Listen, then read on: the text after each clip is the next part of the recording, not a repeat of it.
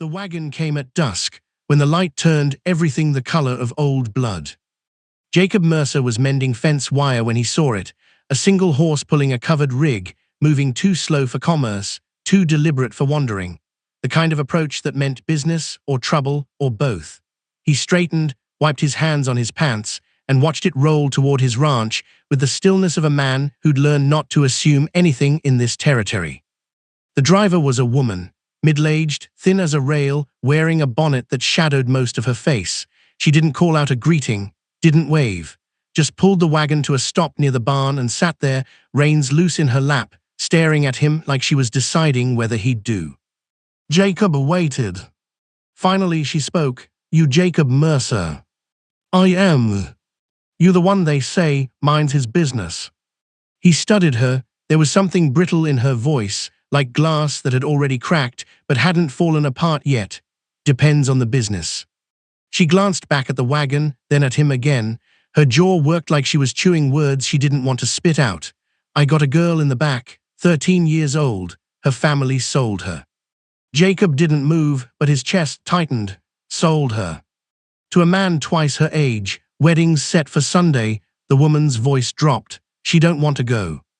The wind picked up, carrying dust across the yard. Jacob could hear the faint creak of the wagon's axle, the distant lowing of cattle in the far pasture. He looked at the canvas cover, wondering what kind of fear it took for a child to climb into a stranger's wagon in the first place. "Why bring her to me?" The woman's eyes were hard, but there was something desperate underneath. "Because you got land, you got distance, and folks say you don't bend easy to the wrong kind of pressure." Jacob turned his head slightly, studying the horizon. The sun was sinking fast. "Who's the man?" "Name's Vernon Cates, runs a freight operation out of Banning, got money, got influence." She paused, "Got a temper." Jacob knew the name. Everyone did. Vernon Cates wasn't the kind of man you crossed unless you were ready to lose more than an argument. "And her family?" "Her father owes Cates for a loan. This is how he's paying it off." The woman's mouth twisted. "I'm her aunt. I tried to stop it. They wouldn't hear me." Jacob exhaled slowly. He wasn't a man who sought out trouble, but he'd never been good at walking away from it either. "She in there now?" The woman nodded. "Let me see her." The woman climbed down stiffly and moved to the back of the wagon. She pulled the canvas aside, and Jacob stepped closer. The girl sat hunched in the corner, knees pulled to her chest, arms wrapped tight around them. Her hair was dark, tangled, and her dress was dusty from the road. But it was her eyes that struck him, wide, dark, and filled with the kind of terror that came from knowing exactly what was waiting for her. She didn't speak, just stared at him like he was one more man deciding her fate.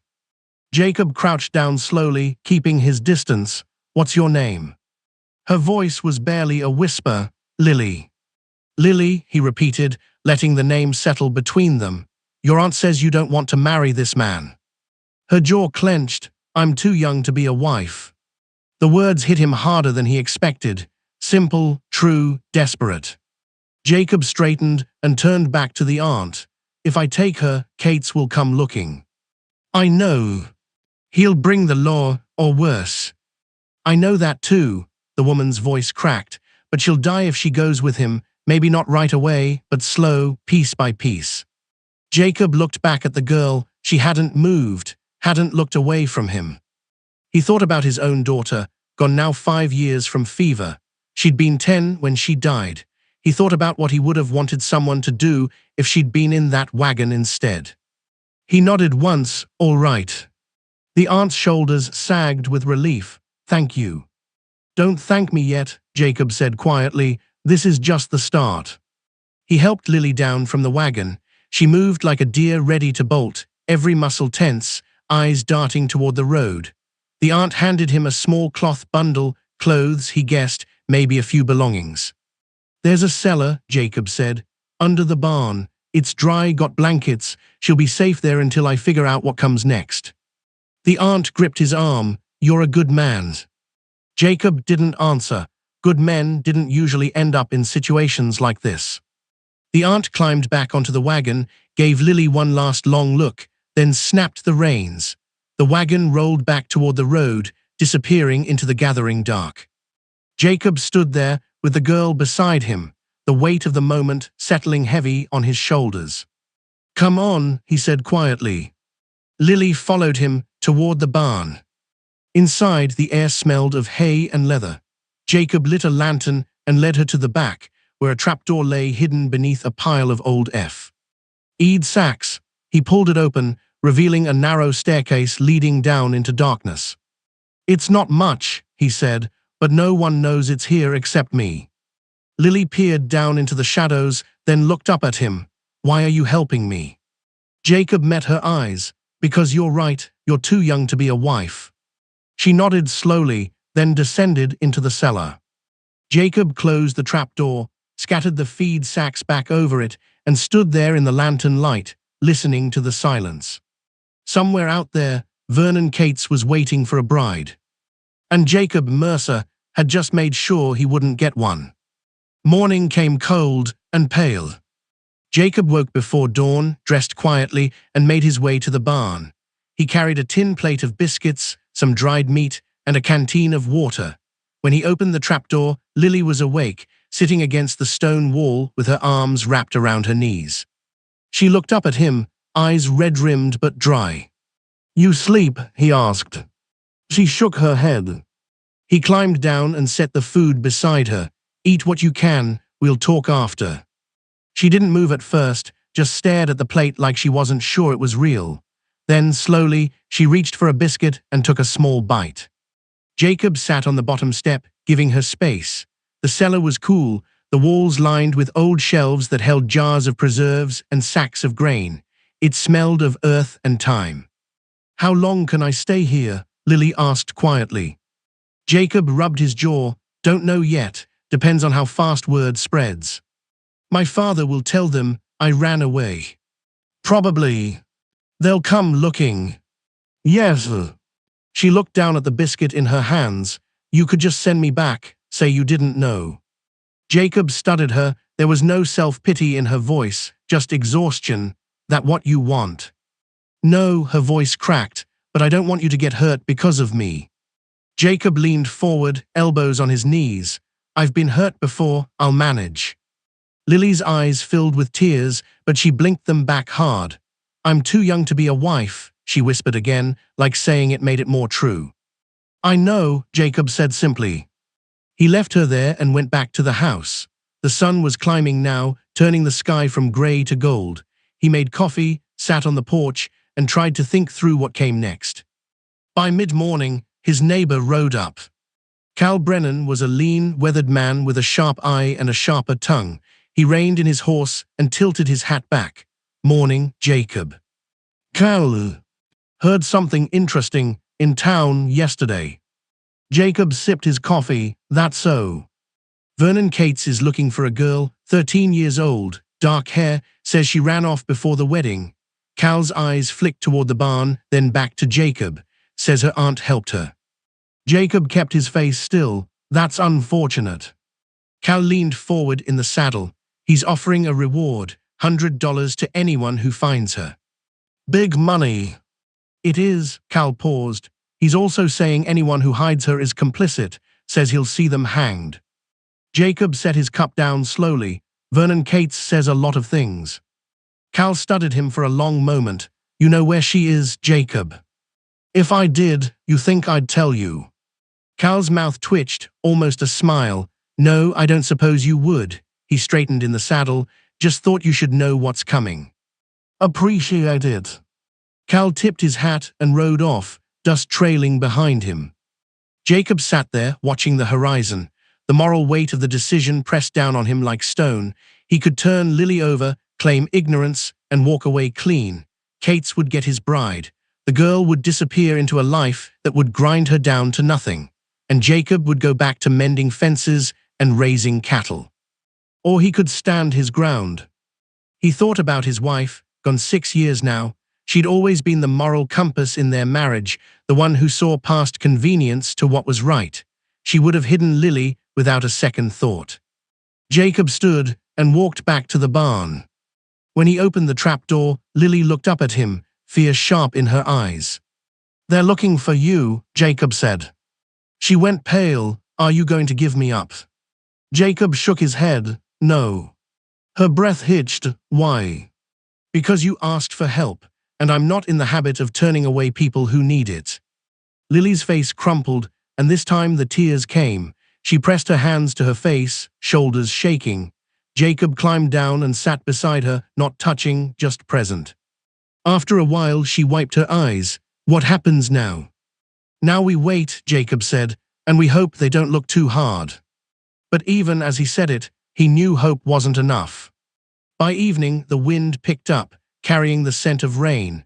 Jacob was in the house when he heard hoofbeats, multiple riders coming fast. He moved to the window and looked out. 5 men, Vernon Cates at the front, flanked by 2 ranch hands and a man wearing a deputy's badge. The 5th was Lily's Fat. Her slumped in the saddle like a man already defeated. Jacob stepped onto the porch, rifle in hand but lowered. Cates dismounted, his face hard as granite. He was a big man, broad-shouldered, with the kind of confidence that came from never being told no. Jacob Mercer, Cates said, voice carrying across the yard. Mr. Cates, I'm looking for a girl, 13 years old. Her aunt took her. We tracked the wagon this far. Cates' eyes narrowed. You seen her? Jacob met his gaze steadily. I see a lot of people pass through. That's not an answer. It's the only one I've got. The deputy stepped forward. Mr. Mercer, if you're harboring a runaway, that's a crime. Jacob glanced at the badge. Runaway from what? A wedding she didn't agree to. Cates' jaw tightened. The marriage was arranged legally. Her father signed the contract. Jacob looked at Lily's father, who wouldn't meet his eyes. That's so. The father nodded miserably. And the girl, Jacob asked, she have a say? She's 13, Cates snapped. She doesn't need a say. Jacob's grip tightened on the rifle. That where we are now, selling children. Cates took a step closer. You got her, don't you? Jacob didn't answer. The silence stretched long and dangerous. The standoff held like a drawn breath. Cates stared at Jacob, eyes cold and calculating. The deputy shifted his weight, hand resting on his pistol. The ranch hands spread out slightly, flanking the porch. Lily's father stayed mounted, looking anywhere but at Jacob. I'll ask you one more time, Cates said slowly. Is the girl here? Jacob's voice was quiet. If she was, you think I'd hand her over to a man 3 times her age? Cates' face darkened. You don't get to decide what's right, Mercer. The law's on my side. Her father signed her over. The contract's legal. Legal doesn't mean right. Right doesn't pay debts. Jacob glanced at the father again. How much does he owe you? Cates smiled, but there was no warmth in it. $300 plus interest. And a child is worth that to you. A deal's a deal. The deputy cleared his throat. Mr. Mercer, if you're obstructing justice. Justice, Jacob interrupted, his voice hard now. That what you call this? The deputy faltered, but Cates didn't. He stepped onto the porch, close enough that Jacob could smell tobacco and leather. I don't care what you think of me. I don't care about your moral high ground. That girl is mine by contract, and I'm taking her home. Now you can hand her over peaceful, or we can tear this place apart looking for her. Jacob raised the rifle slightly, not aiming, just enough. Cates stopped. You won't shoot me, Cates said, but there was a flicker of doubt in his eyes.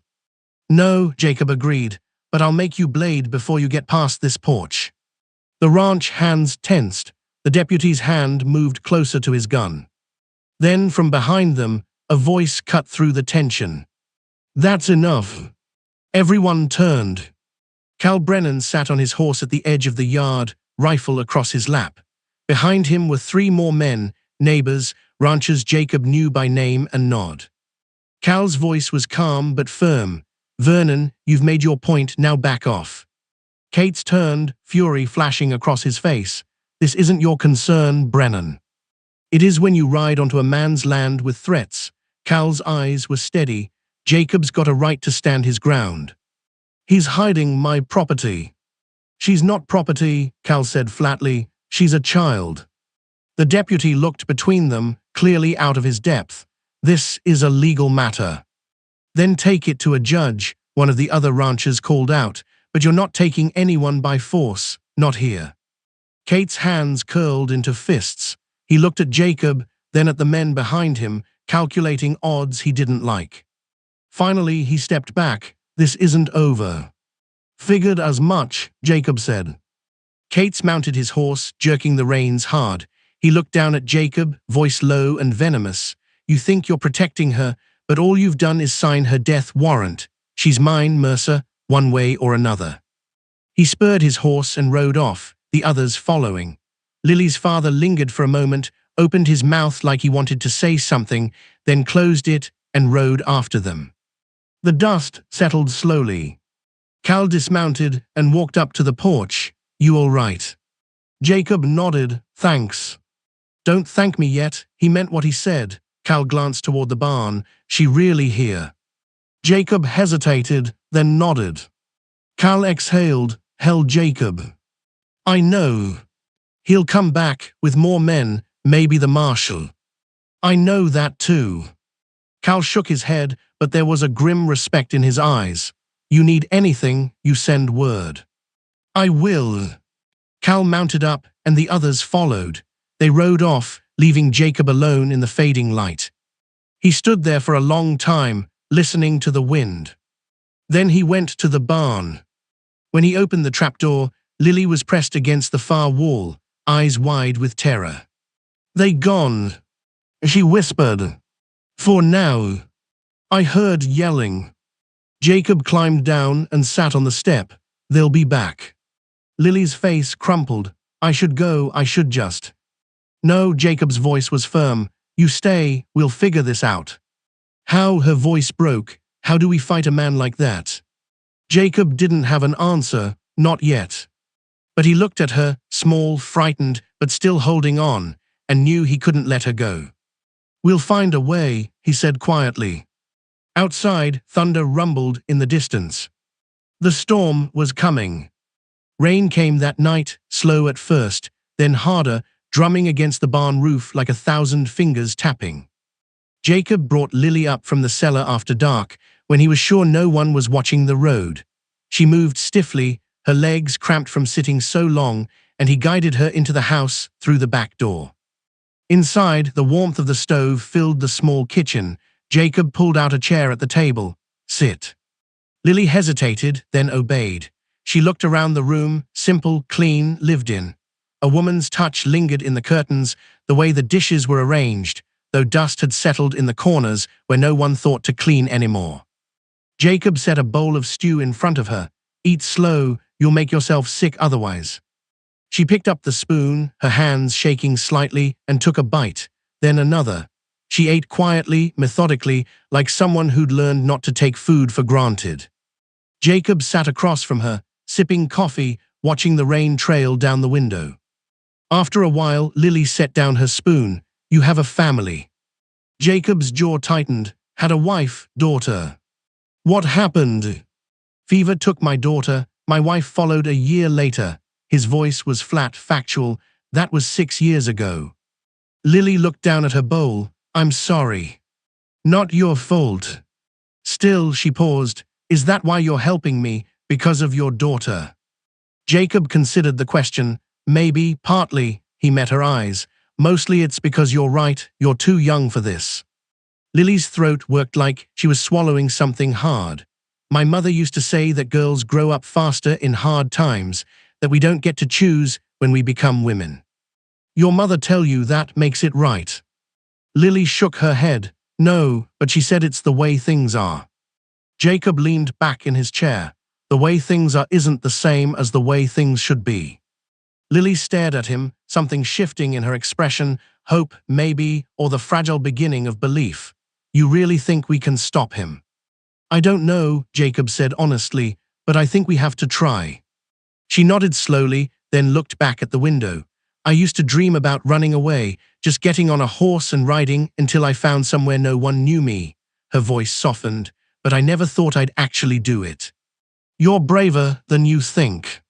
Lily laughed, a bitter sound. I'm terrified. Brave doesn't mean not scared. It means being scared and doing it anyway. She looked at him, really looked, and for the first time since he'd met her, some of the fear in her eyes eased. Why are you so kind? Jacob didn't answer right away. He thought about his wife, about the way she used to look at him when he did something right, about his daughter's laugh, bright and clear. Because someone needs to be, he said finally. They sat in silence for a while, the rain filling the space between them.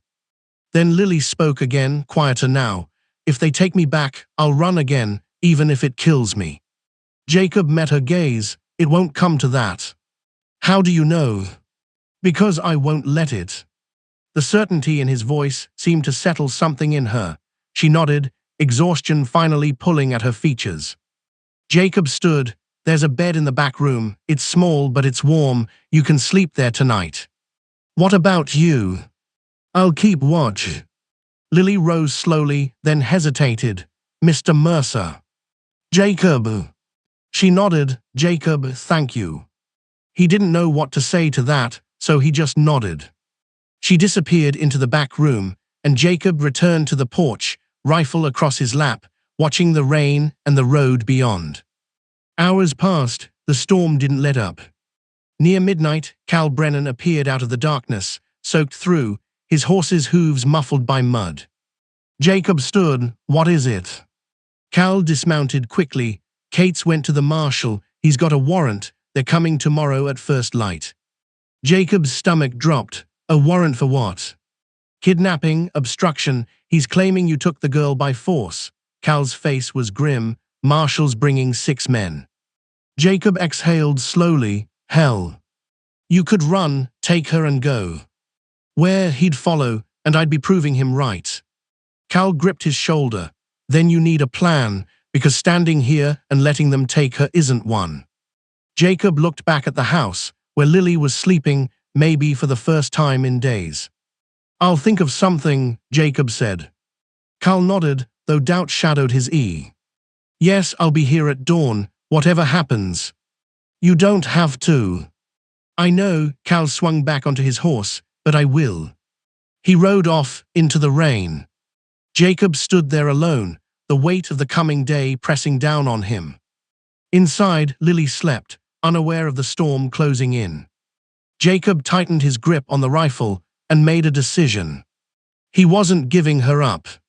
Not to Cates, not to the law, not to anyone. Even if it cost him everything. Dawn came pale and washed clean by the rain. Jacob woke Lily before first light.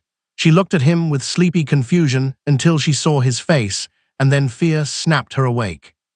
They're coming, he said quietly. Get dressed. Stay in the cellar until I call for you.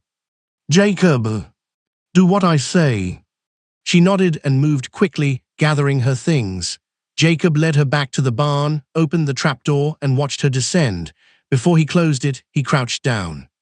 Listen to me. No matter what you hear, don't come up. Not until I call your name. Understand? Lily's voice was small. What are you going to do? What I have to. He closed the trapdoor and covered it. By the time the sun broke over the hills, Cal and the other ranchers had arrived.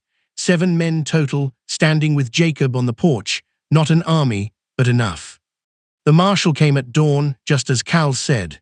6 men rode with him, Cates among them, along with the deputy and Lily's father. The marshal was an older man, gray-haired, with the weariness of someone who'd seen too many bad situations. He reined in his horse and dismounted slowly. Jacob Mercer. Marshal. The marshal held up a folded paper. I've got a warrant for the return of one Lily Ann Brennan and for your arrest on charges of kidnapping and obstruction. Jacob didn't move. She came here willingly. That's not what her father says. Jacob glanced at the father, who still wouldn't meet his eyes. Her father sold her to pay a debt. That's trafficking, not marriage. The marshal's jaw tightened. That's for a judge to decide. Then let's go to a judge. Kate spurred his horse forward. Enough of this. You're stalling, Mercer. Hand her over. Jacob's voice was steel. No. The marshal raised a hand. Mr. Cates, let me handle this. He looked back at Jacob. Son, I don't want trouble, but if you don't comply, I'll have to take you by force. Cal stepped forward. Marshal, you know Jacob, he's not a criminal, he's protecting a child. From a legal marriage, the deputy interjected. From a man who wants to own her, Cal shot back. The marshal looked tired. The law is the law. Then the law's wrong, Jacob said quietly. The words hung in the air. The marshal studied him for a long moment, then he sighed. Where's the girl? Jacob didn't answer. Jacob. I want a judge, Jacob said. Bring a judge out here. Let Lily speak for herself. Let her tell you what she wants. Kate's face reddened. She's 13, she doesn't get a say. Why not? Cal asked, his voice cutting. She's the one being sold. The marshal looked between them, conflict clear on his face. Mr. Cates has a legal claim. To a human being, Jacob interrupted. You really want to enforce that? The marshal hesitated. And in that hesitation, everything changed. From behind them, a new voice spoke. Marshal Hayes. Everyone turned. A woman rode into the yard, older, grey-haired, dressed in plain black. She dismounted with the calm authority of someone used to being obeyed. Mrs. Calloway, the marshal said, surprise in his voice. What are you doing here? I'm here because I heard about this travesty. She looked at Kate's, her eyes cold. And I'm here to stop it. Kate's face went pale. This is none of your concern. It became my concern the moment you tried to buy a child. Mrs. Calloway turned to the marshal. I'm a circuit judge's wife, Marshal, and I'll be bringing this case before my husband the moment we return to town. If you enforce this warrant, you'll be complicit in trafficking. The marshal shifted uncomfortably. Mrs. Calloway. Bring the girl out, she said firmly. Let her speak. Jacob looked at Cal, who nodded. Jacob walked to the barn, opened the trapdoor and called down, Lily, come up. She emerged slowly, blinking in the sunlight, eyes wide. Mrs. Calloway walked over to her, knelt down so they were eye level. Child, do you want to marry Mr. Cates? Lily's voice was clear. No, ma'am. Did you agree to this marriage? No, ma'am. Did anyone ask you what you wanted? Lily shook her head, tears streaming down her face. I'm too young to be a wife. Mrs. Calloway stood and turned to the marshal. There's your answer. Cates exploded. This is insane. I paid for her. The contract is void, Mrs. Calloway said coldly, because you can't buy a human being, not in this territory, not while I have breath to fight it. The marshal looked at the warrant in his hand, then at Lily, then back at Mrs. Calloway. Slowly, he tore the warrant in half. I'll escort you back to town. Mr. Cates, you can take your complaint to the judge. Kate's face twisted with rage. This isn't over, Mercer. Yes, Jacob said quietly, it is. Kate spat into the dirt, then mounted his horse. The marshal and his men followed, leading Kate's and the deputy away. Lily's father lingered, looking at his daughter with something like shame. I'm sorry, he whispered. Lily didn't answer. He rode away. Mrs. Calloway stayed behind. She looked at Jacob, respect in her eyes. You did a good thing. Just did what was right. That's rare these days. She turned to Lily. You'll come with me, child. I'll see you're placed somewhere safe. Lily looked at Jacob, uncertainty in her eyes. Jacob knelt down. You'll be all right. Mrs. Calloway will take care of you. Will I see you again? Jacob smiled, small but real. Maybe, if you want. Lily threw her arms around him, holding tight. Jacob hesitated, then hugged her back. When she pulled away, her eyes were still wet, but something had changed in her face. Hope, maybe even the beginning of peace. Mrs. Calloway helped her onto the horse, and they rode away together. Jacob stood in the yard, watching them disappear. Cal came up beside him. You did good, Jacob. Jacob nodded, exhaustion finally hitting him. We did good. 3 years later. Jacob was mending fence wire when he saw the rider coming. A young woman, 16 now, with dark hair pulled back and a confident set to her shoulders. She dismounted in the yard and smiled. Hello, Jacob. He straightened, recognition dawning. Lily. I wanted to come back, to say thank you. Jacob looked at her, no longer a frightened child, but a young woman finding her way. You look well, he said. I am, she smiled. Mrs. Calloway helped me finish school. I'm teaching now, in a town 2 counties over. Jacob felt something warm settle in his chest. That's good, that's real good. Lily looked around the ranch, at the barn, the fields, the house. I think about that night a lot, about what you did. You would have done the same. She laughed softly. Maybe, but you went first.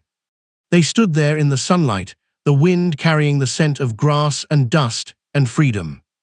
I'm too young to be a wife, Lily said quietly, echoing the words that had started it all. Jacob smiled, but old enough to be yourself. Lily nodded, eyes bright. She stayed for supper, told him about her life, her students, her plans. And when she rode away at dusk, Jacob stood on the porch and watched her go, not with sadness, but with the quiet satisfaction of a man who'd done what was right. The sun set slow and gold over the hills, and the wind carried no threats, only peace.